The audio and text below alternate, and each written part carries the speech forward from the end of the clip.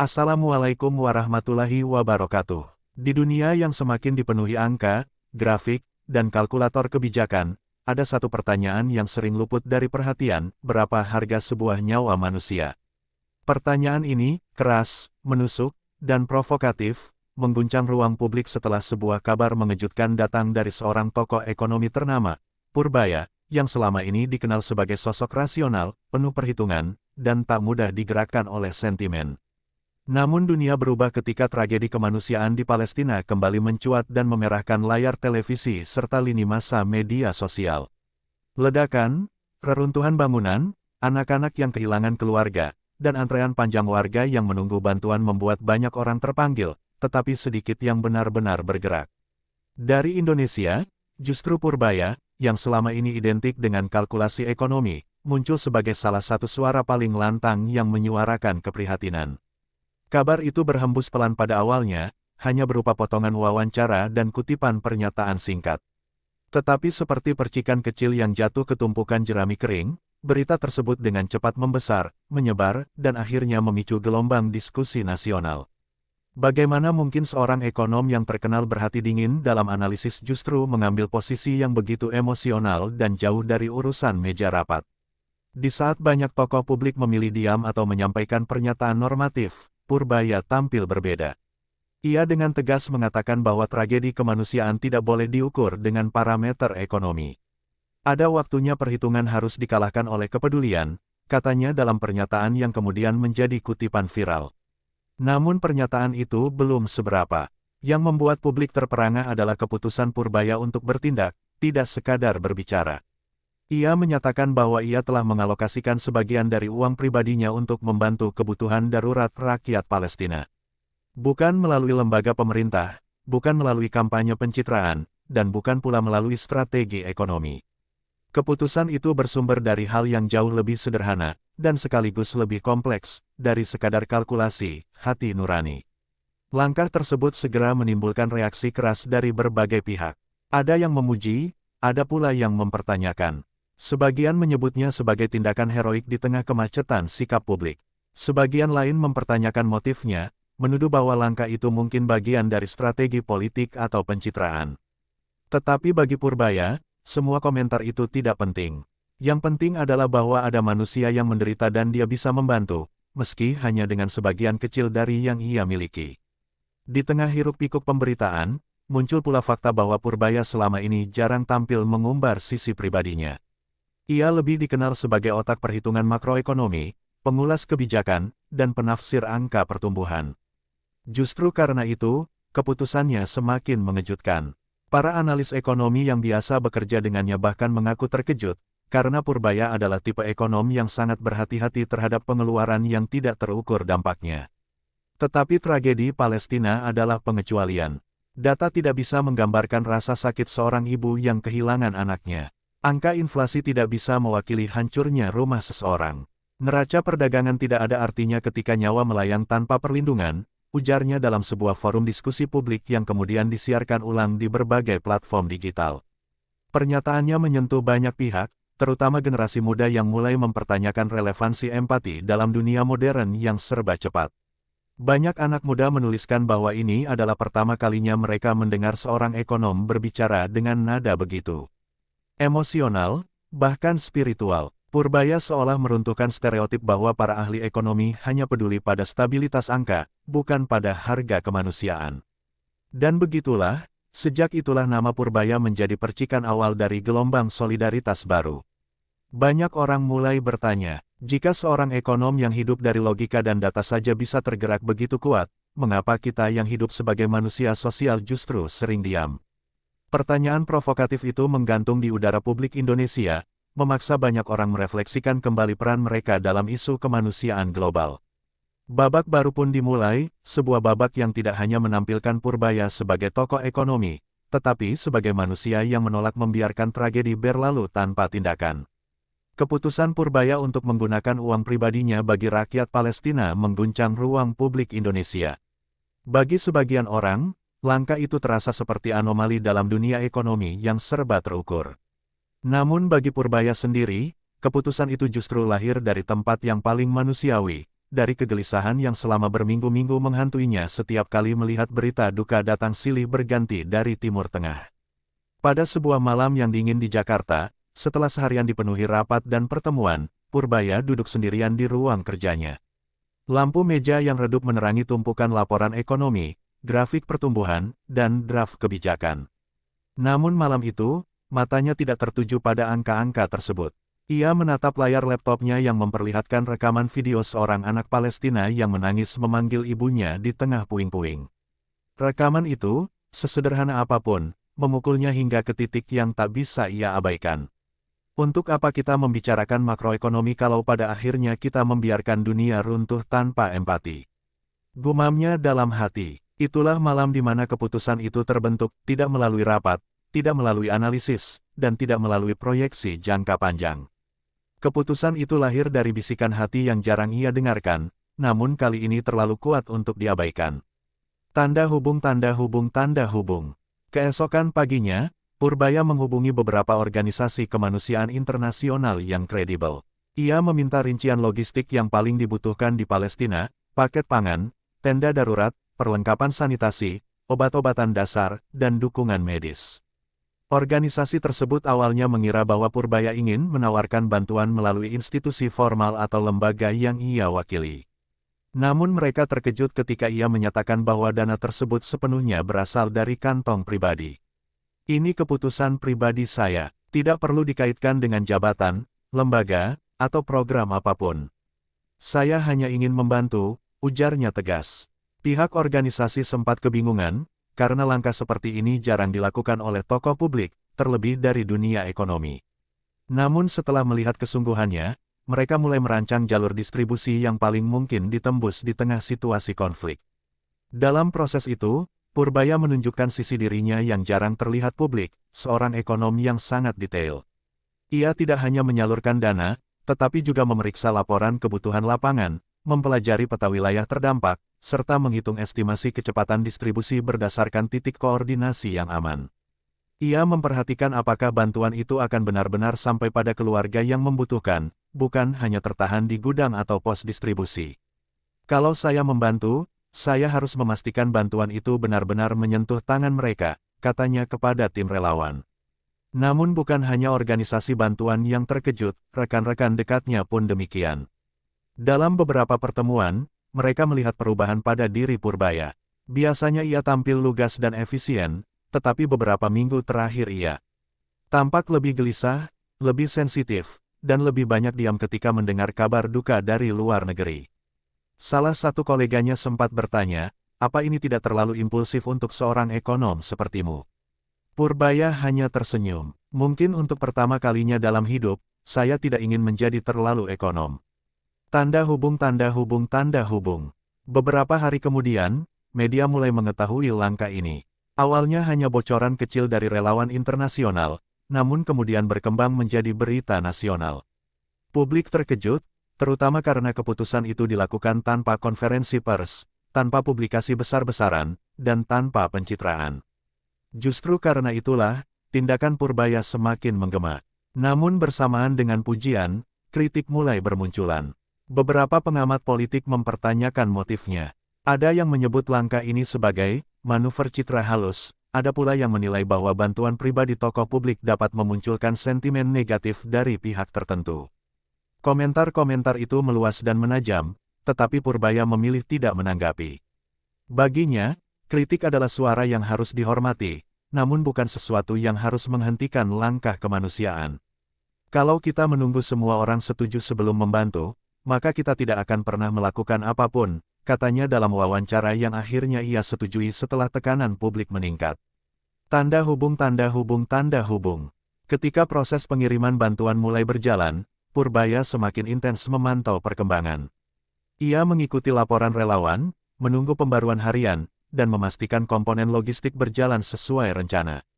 Beberapa kali ia harus berurusan dengan perubahan rute distribusi akibat situasi keamanan yang memburuk. Namun setiap tantangan itu mempertebal tekadnya. Dalam suatu kesempatan, seorang relawan mengirim foto, sekelompok anak Palestina sedang menerima paket bantuan. Wajah mereka penuh kelelahan namun menyimpan kilasan harapan. Foto itu membuat Purbaya terdiam lama. Ia kemudian menutup mata, menarik napas panjang, dan membiarkan kelegaan itu mengalir di dadanya. Ternyata hati manusia memang bisa bergerak lebih cepat daripada kalkulator, ucapnya pelan. Dan disitulah momen penting itu terjadi, momen ketika seorang tokoh ekonomi, yang seumur hidup percaya pada logika dan data, menyadari bahwa tindakan paling berarti justru lahir dari rasa peduli, bukan perhitungan. Bab ini menjadi penanda bahwa langkah Purbaya bukan sekadar aksi spontan, tetapi hasil pergulatan batin yang dalam. Ia telah memilih jalan yang berbeda dari kebiasaan dunianya, jalan kemanusiaan, yang tidak selalu efisien, tetapi selalu benar. Pengiriman bantuan pribadi Purbaya menuju Palestina memulai perjalanan panjang yang penuh tantangan. Meski dana telah dikirimkan, proses distribusi bukan perkara sederhana. Tidak ada jalur yang bebas risiko, tidak ada rencana yang bisa dijalankan tanpa revisi. Setiap langkah selalu berpacu dengan situasi keamanan yang berubah-ubah, ketegangan politik, dan sumber daya yang terbatas. Namun justru di tengah kesulitan itulah keteguhan hati Purbaya diuji dan diperkuat. Setelah administrasi bantuan diselesaikan, organisasi kemanusiaan internasional yang bekerja sama dengan Purbaya mulai mengirim laporan rutin. Laporan pertama yang masuk berisi daftar kebutuhan paling kritis, makanan siap santap, peralatan medis, suplemen anak, tenda darurat, serta bahan bakar untuk generator kecil. Masing-masing item memiliki jalur distribusi berbeda, bergantung pada kondisi medan dan titik aman yang dapat dijangkau. Purbaya membaca laporan itu dengan teliti. Ia membubuhkan catatan-catatan kecil di pinggir dokumen digital yang dikirimkan ke tabletnya, kebiasaan yang sudah mendarah daging dalam dirinya sejak menjadi analis ekonomi muda. Bedanya, kali ini yang ia cek bukan indikator inflasi atau surplus perdagangan. Ia memeriksa estimasi jarak, jumlah keluarga terdampak, dan kapasitas transportasi lapangan. Setiap angka terasa memiliki beban moral tersendiri. Kalau rute utara ditutup, apa rute barat cukup aman? Tanyanya melalui panggilan video dengan koordinator lapangan. Suaranya stabil, namun matanya tak bisa menyembunyikan kekhawatiran. Koordinator, seorang relawan berpengalaman, menjawab dengan lega, kami sudah siapkan alternatif. Tidak mudah, tapi bisa. Di balik layar, Purbaya mengangguk kecil. Ia bukan sekadar penyumbang, ia menjadi mitra yang aktif, terlibat, dan benar-benar ingin memastikan bantuan tepat sasaran. Para relawan bahkan mulai menyebutnya sebagai donatur yang bekerja seperti analis lapangan. Tanda hubung, tanda hubung, tanda hubung. Proses pengiriman tahap pertama berlangsung selama 5 hari. Truk-truk membawa 2.000 paket bantuan bergerak melewati rute yang berliku, dengan beberapa kali terpaksa berhenti karena situasi keamanan yang memanas. Pada hari ketiga, salah satu rombongan hampir gagal mencapai titik distribusi karena akses utama ditutup secara mendadak. Relawan harus bergerak memutar melewati jalur berbatu, yang biasanya dihindari karena rawan runtuhan. Ketika laporan itu masuk ke tim pusat, Purbaya sedang berada di sebuah seminar ekonomi. Ia baru saja selesai menyampaikan pemaparan tentang stabilitas fiskal ketika pesan masuk ke ponselnya. Wajahnya yang tadinya tenang mendadak berubah. Ia meminta izin keluar sebelum sesi tanya jawab dan segera menghubungi koordinator lapangan. Apakah semua selamat? Adalah pertanyaan pertama yang keluar dari mulutnya. Semua aman, Pak. Kami hanya harus mengambil rute alternatif. Butuh waktu lebih lama, tapi bantuan tetap akan sampai. Purbaya menarik napas panjang. Baik, jangan ambil risiko berlebihan. Jika perlu menunda beberapa jam, tunda. Tidak apa-apa. Setelah panggilan berakhir, ia duduk di kursi lobi seminar, menatap kosong sejenak. Di benaknya, ekonomi seketika terlihat kecil dibandingkan drama kemanusiaan yang sedang berlangsung ribuan kilometer jauhnya. Tanda hubung, tanda hubung, tanda hubung. Saat logistik akhirnya tiba di lokasi distribusi, suasana penuh haru menyambut para relawan.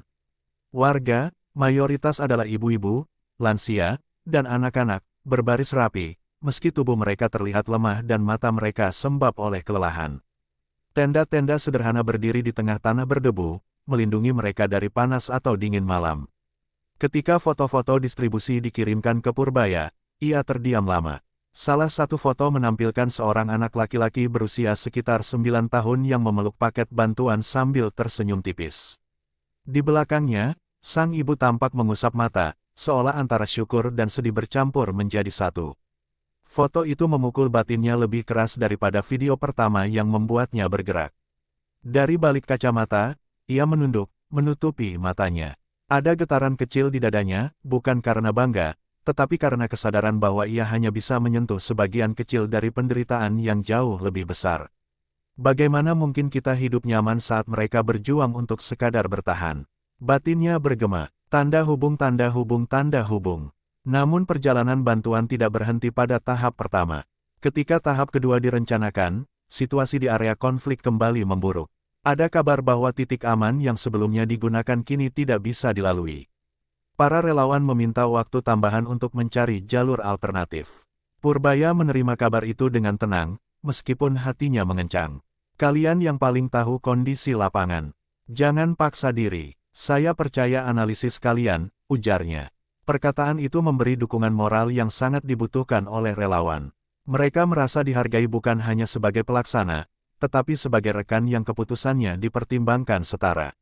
Kerja sama pun berjalan semakin solid. Beberapa hari kemudian, jalur baru ditemukan. Walau jaraknya 40% lebih jauh, jalur itu dianggap lebih aman. Logistik tahap kedua akhirnya bisa dikirim, kali ini dengan bantuan kendaraan lapis ringan dari lembaga internasional.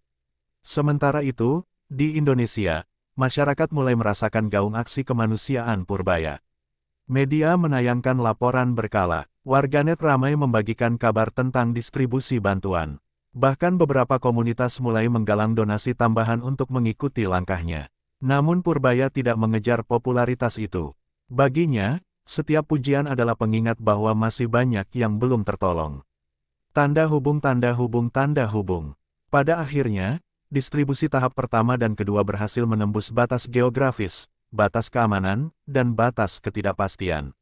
Bantuan itu sampai, bukan karena keajaiban, tetapi karena kolaborasi antara niat baik, keberanian relawan, dan ketulusan seorang ekonom yang memutuskan bahwa dunia tidak boleh hanya ditafsirkan lewat angka. Dan di tengah semua itu, Purbaya memahami sesuatu yang lebih dalam. Bahwa kemanusiaan tidak mengenal profesi, tidak mengenal perhitungan, dan tidak mengenal batas. Ia telah membuka babak baru dalam perjalanan hidupnya, bukan lagi sebagai analis kebijakan, tetapi sebagai manusia yang memilih untuk bertindak, meski dunia mungkin tidak selalu memahami alasannya. Kabar mengenai keberhasilan distribusi bantuan tahap pertama dan kedua yang dibiayai langsung oleh Purbaya telah menyebar ke seluruh Indonesia. Dalam hitungan hari, media arus utama mulai menayangkan laporan-laporan eksklusif tentang perjalanan bantuan itu. Tayangan berita memperlihatkan wajah anak-anak Palestina yang tersenyum tipis ketika menerima bantuan, serta relawan yang bekerja tanpa mengenal lelah. Nama Purbaya pun ikut terangkat, namun bukan sebagai tokoh ekonomi yang sedang membahas inflasi atau pertumbuhan, melainkan sebagai sosok yang turun tangan dalam krisis kemanusiaan. Awalnya, perhatian masyarakat muncul dalam bentuk komentar simpati. Namun lambat laun, respons itu menjelma menjadi fenomena sosial yang tidak pernah ia bayangkan. Dunia maya dipenuhi tagar solidaritas, dan ribuan orang mulai mengunggah pesan-pesan dukungan. Video pendek berisi cuplikan aksi relawan, atau potongan wawancara Purbaya, tersebar luas. Ia menjadi simbol, bukan karena kekayaan atau jabatan, tetapi karena keberaniannya melangkah ketika banyak orang memilih menunggu. Namun reaksi ini tidak datang tanpa dinamika. Popularitas Purbaya menjadi bahan diskusi di berbagai kalangan. Beberapa pengamat menyebutnya, angin segar, dalam dunia ekonomi yang selama ini dianggap kering empati. Di sisi lain, sebagian pihak berpendapat bahwa tindakan seorang tokoh publik bisa memicu standar baru yang tidak semua orang mampu ikuti. Namun mayoritas masyarakat justru melihat langkah Purbaya sebagai pengingat bahwa kemanusiaan tidak memerlukan jabatan resmi untuk bisa bekerja. Tanda hubung tanda hubung tanda hubung. Dalam komunitas akademik, nama Purbaya kembali dibicarakan. Mahasiswa di beberapa kampus menggelar diskusi mengenai peran moral ekonom dalam krisis kemanusiaan. Foto-foto Purbaya ketika berdialog dengan relawan terpampang di layar LCD ruang seminar. Dalam video yang diputar, ia terlihat serius, namun matanya memancarkan sesuatu yang berbeda, ketulusan dan kegelisahan yang selama ini tersembunyi di balik analisis angka-angkanya. Di kampus Universitas Negeri Jakarta, seorang dosen ekonomi pembangunan bahkan membuka kuliah dengan kalimat yang mengutip langkah Purbaya. Ekonomi adalah ilmu tentang memilih. Dan terkadang, pilihan terbesar ada pada kemanusiaan. Mahasiswa yang mendengar kalimat itu terdiam, sebagian merasa disentuh. Beberapa dari mereka kemudian memutuskan membuat komunitas kecil penggalangan dana, memanfaatkan media sosial untuk menggerakkan teman-teman mereka. Gerakan itu menyebar lebih cepat dari yang mereka duga. Dalam waktu singkat, muncul kelompok-kelompok solidaritas di berbagai daerah, Bandung, Surabaya, Makassar, Medan, hingga kota-kota kecil yang jarang tersorot media. Mereka tidak mengenal Purbaya secara pribadi, tetapi keputusan seorang ekonom membantu rakyat Palestina telah membuka ruang kesadaran baru bagi mereka. Tanda hubung tanda hubung tanda hubung. Sementara itu, Purbaya sendiri tidak pernah memposisikan dirinya sebagai pemimpin gerakan. Ketika beberapa stasiun televisi memintanya menjadi narasumber di segmen Prime Time, ia menolak halus. "Saya bukan tokoh kemanusiaan," katanya dalam sebuah pesan singkat kepada seorang produser acara, "saya hanya manusia yang kebetulan melihat sesuatu yang tidak bisa saya abaikan." Namun penolakannya justru membuat masyarakat semakin penasaran. Banyak yang menilai bahwa ketidakinginannya tampil di depan publik adalah bukti ketulusan. Pujian mengalir deras di media sosial, meski ia tidak pernah meresponsnya secara langsung. Di kantor tempatnya bekerja, situasi menjadi berbeda. Rekan-rekan mulai memandangnya dengan cara baru. Bukan lagi sekadar ekonom brilian yang selalu sibuk dengan grafik dan proyeksi, tetapi sebagai sosok yang mampu melampaui profesinya. Beberapa kolega bahkan mengaku merasa tertantang untuk lebih peduli pada isu-isu kemanusiaan. Salah satu staf muda mendekatinya suatu pagi. Dengan gugup ia berkata, "Pak, saya ikut donasi karena terinspirasi Bapak." Purbaya menatapnya sebentar, lalu tersenyum kecil. "Terima kasih, tapi ingat, bukan saya yang penting. Yang penting adalah siapa yang menerima bantuan itu." Ucapan sederhana itu menyentuh staf tersebut, dan cerita itu kemudian menyebar secara informal dari lantai ke lantai, memperkuat citra Purbaya sebagai pemimpin yang tidak hanya bekerja dengan kepala, tetapi juga dengan hati. Tanda hubung tanda hubung tanda hubung. Namun gelombang dukungan ini tidak hanya berhenti pada masyarakat umum atau akademisi. Dunia usaha juga merespon. Beberapa perusahaan besar, melihat besarnya perhatian publik, mulai mempertimbangkan langkah CSR untuk membantu Palestina. Dalam sebuah forum bisnis nasional, nama Purbaya disebut oleh seorang CEO sebagai contoh bagaimana peran individu bisa memantik gerakan kolektif. Seorang ekonom saja berani turun tangan. Lalu kita sebagai perusahaan besar, apa alasan kita untuk diam? Ujar CEO itu, disambut tepuk tangan hadirin. Di luar itu, organisasi kemanusiaan yang bekerja sama dengan Purbaya juga mengakui bahwa dampak sosial dari aksinya sangat luas. Donasi yang masuk meningkat signifikan. Relawan baru mendaftar dalam jumlah besar, berharap dapat ikut menyalurkan bantuan.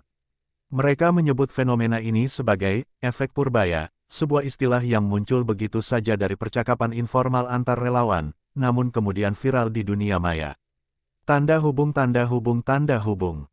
Akan tetapi, di tengah gelombang positif itu, Purbaya tetap menjaga jarak dari sorotan berlebihan. Ia sadar bahwa popularitas bisa mengaburkan tujuan utama. Dalam wawancara singkat yang akhirnya ia setujui, ia berkata, "Jangan fokus pada saya, fokuslah pada mereka yang membutuhkan. Jika tindakan saya bisa menggerakkan orang lain, itu bonus. Tapi tujuan saya tetap satu, memastikan mereka tahu bahwa dunia tidak melupakan mereka." Ucapan itu diputar ulang berkali-kali di media sosial. Banyak yang mengaku menangis atau tersentuh mendengarnya, karena kata-kata itu terasa tulus, jujur, dan bebas dari kepentingan. Bagi Purbaya, gelombang dukungan dari masyarakat hanyalah bukti bahwa manusia sebenarnya memiliki empati yang selalu siap bangkit, hanya perlu dipantik oleh satu tindakan kecil. Dan ia tahu bahwa apa yang terjadi di Indonesia hanyalah awal dari gerakan yang mungkin jauh lebih besar.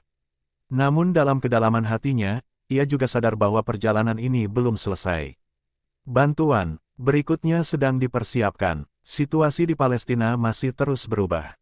Dan keputusan moral yang sudah ia ambil kini memikul konsekuensi baru, tanggung jawab untuk terus menjadi suara yang setia pada kemanusiaan. Gelombang dukungan publik yang tercipta setelah tindakan Purbaya ternyata bukanlah akhir dari perjalanan, melainkan awal dari fase yang jauh lebih kompleks. Dalam beberapa minggu setelah distribusi bantuan kedua, situasi di Palestina kembali berubah drastis. Bentrokan meningkat, akses kemanusiaan diperketat, dan lembaga internasional mulai memperingatkan bahwa jalur masuk bantuan bisa sewaktu-waktu terputus. Di tengah kekhawatiran itu, organisasi kemanusiaan yang bekerja sama dengan Purbaya mengirim laporan baru ke Jakarta. Isinya, kebutuhan mendesak untuk menambah bantuan, terutama obat-obatan yang mulai langka dan peralatan medis sederhana yang hampir habis dipakai. Kondisi rumah sakit lapangan semakin kritis, sementara jumlah korban bertambah setiap hari. Ketika laporan itu tiba, Purbaya tengah berada dalam perjalanan pulang dari sebuah pertemuan penting. Ia membaca laporan itu di dalam mobil yang melaju pelan melewati padatnya lalu lintas Jakarta. Kata demi kata menekan dadanya, bukan sebagai data atau statistik, tetapi sebagai peringatan yang mengandung nyawa manusia di balik angka-angka itu. Ia menutup laporan dan menatap keluar jendela. Lampu kota berpendar di kaca mobil, seolah mencerminkan kegelisahan yang kembali merayap dalam dirinya. Sepertinya ini belum selesai, gumamnya. Sopir yang mendengar gumaman itu hanya menoleh sekilas melalui kaca spion, tidak berani bertanya. Ia tahu, Purbaya sedang memikirkan sesuatu yang besar.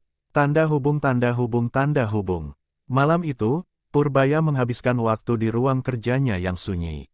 Kertas-kertas berserakan di meja, berisi daftar kebutuhan dan estimasi dana tambahan.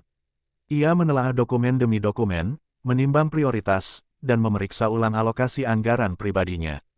Tidak ada satupun dari proses itu yang mudah. Namun setiap kali pikirannya mencoba menghalangi, bayangan wajah anak Palestina yang memeluk paket bantuan kembali muncul dalam ingatannya. Ia tahu bantuan itu harus berlanjut. Tak lama kemudian, ia menghubungi kembali organisasi kemanusiaan yang selama ini bekerja dengannya. Dalam percakapan itu, koordinasi dimulai dari awal lagi, berapa kebutuhan paling mendesak, berapa estimasi transportasi baru, apa tantangan lapangan yang terbaru, dan apakah jalur distribusi masih bisa ditembus. Koordinator lapangan, berbicara dengan suara yang tampak lelah, mengatakan dengan jujur. Bantuan berikutnya mungkin yang terakhir sebelum jalur benar-benar ditutup. Kalau kita mau bergerak, kita harus cepat. Purbaya termenung. Ada rasa khawatir yang semakin menebal, tetapi juga dorongan kuat untuk bertindak. Kalau begitu, kita bergerak, jawabnya pelan namun pasti. Tanda hubung tanda hubung tanda hubung. Di Indonesia, berita bahwa situasi akses bantuan diperketat mulai tersebar. Media menyiarkan analisis ahli, yang menyebut bahwa jalur bantuan mungkin hanya tersisa dalam hitungan minggu. Masyarakat kembali gelisah, dan perhatian pun kembali tertuju pada Purbaya. Namun kali ini, fokus publik bukan hanya kepada apa yang ia lakukan, tetapi kepada apa yang bisa mereka lakukan bersama. Komunitas penggalangan dana yang sebelumnya terbentuk kini mulai bereaksi kembali. Donasi meningkat, relawan-relawan baru bermunculan, laman-laman solidaritas di media sosial memperbarui informasi setiap jam. Gerakan kemanusiaan yang tadinya hanya menyambut tindakan Purbaya, kini telah hidup sebagai gerakan mandiri, lebih besar, lebih luas, lebih kuat. Purbaya menyadari hal itu bukan tanpa rasa haru. Ia tidak pernah berniat menjadi inspirasi, apalagi simbol. Tapi kenyataan di lapangan menunjukkan bahwa tindakannya telah memantik sesuatu yang lebih besar dari dirinya. Dalam hati ia berkata, kalau masyarakat sudah bergerak, maka saya tidak boleh berhenti. Tanda hubung tanda hubung tanda hubung. Persiapan bantuan tahap ketiga dimulai. Dana pribadi Purbaya kembali dialokasikan, kali ini lebih besar dari 2 tahap sebelumnya, karena kebutuhan medis di Palestina meningkat drastis. Namun begitu rencana itu diumumkan oleh organisasi kemanusiaan dalam laporan internal, kabar itu bocor ke media. Dalam hitungan jam, nama Purbaya kembali menjadi headline. Beberapa media menampilkan judul seperti, Purbaya tak berhenti, tahap ketiga bantuan siap dikirim ke Palestina. Ketika ekonom menjadi jantung kemanusiaan Indonesia. Gelombang baru solidaritas, Purbaya mengajak publik bergerak bersama. Walau Purbaya enggan diwawancarai, tekanan publik membuatnya akhirnya menerima satu undangan untuk tampil dalam sebuah program berita nasional. Bukan untuk popularitas, tetapi karena ada pesan yang harus ia sampaikan pada masyarakat. Di studio, suasana hening ketika ia mulai berbicara. Saya bukan pahlawan, saya hanya manusia yang melihat ketidakadilan dan merasa tidak bisa diam. Saya tahu banyak dari Anda merasakan hal yang sama. Dan percayalah, sekecil apapun bantuan kita, itu berarti bagi mereka. Ia berhenti sejenak, suaranya sedikit bergetar. Kita mungkin tidak bisa menghentikan konflik, tapi kita bisa meringankan penderitaan. Dan itu sudah cukup untuk memulai perubahan. Ucapan itu langsung menjadi kutipan nasional. Ribuan orang membagikannya di media sosial. Komunitas kemanusiaan menyebutnya sebagai panggilan moral terbesar tahun ini. Tanda hubung tanda hubung tanda hubung. Sementara itu, di lapangan, bantuan tahap ketiga akhirnya siap diberangkatkan. Paket-paket medis, peralatan pertolongan pertama, selimut termal, serta stok obat-obatan darurat dipersiapkan oleh tim relawan. Mereka bekerja siang dan malam, sadar bahwa waktu semakin menipis. Ketika laporan keberangkatan tiba ke ponsel Purbaya, ia hanya bisa menatapnya lama. Ada rasa hangat bercampur cemas, namun juga kepuasan mendalam karena ia tahu langkah ini penting dan mendesak. Di layar, seorang relawan menulis, "Terima kasih atas keberanian Bapak. Tanpa langkah awal dari Anda, mungkin bantuan ini tidak akan terjadi." Purbaya menutup layar itu perlahan.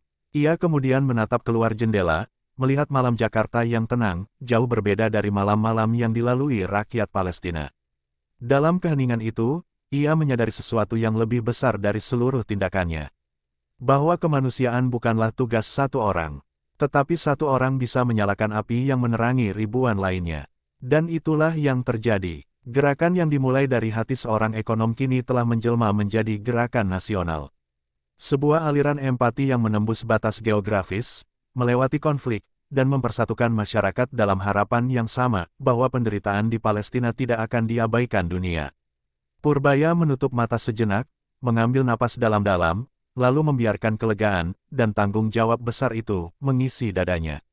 Perjalanannya belum selesai, tapi ia tahu satu hal, selama masih ada manusia yang menderita, tindakan